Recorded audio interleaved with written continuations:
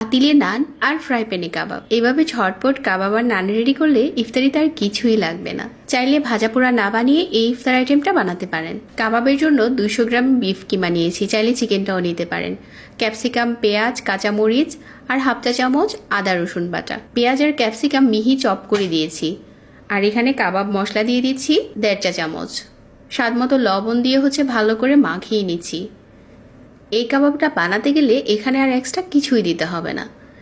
চাইলে আমার কাবাব মশলার রেসিপিটা দেখে নিতে পারেন। আর এখানে যেহেতু ঝালের জন্য কাঁচামরিচটা দিয়েছি, এই জন্য এক্সট্রা কোনো লাল মরিচ লাগবে না। কাবাবটা সহজ করে বানানোর জন্য এরকম কাঠিতে বানিয়ে নিচ্ছি, একটু তেল লাগিয়ে। তো এভাবে করে কাঠি দিয়ে বানিয়ে নিতে পারেন। তারপর প্যানে ঘি দিয়ে কাবাবগুলো দিয়ে দিলাম।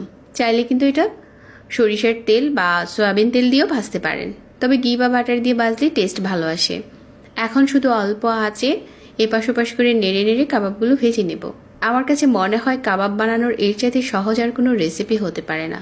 আর এই কাবাবটা যদি আপনি নানের সাথে পরিবেশন করেন, খেতে কিন্তু দারুণ টেস্ট হয়। চাইলে পাতিলে নানের রেসিপিটাও দেখে নিতে পারেন।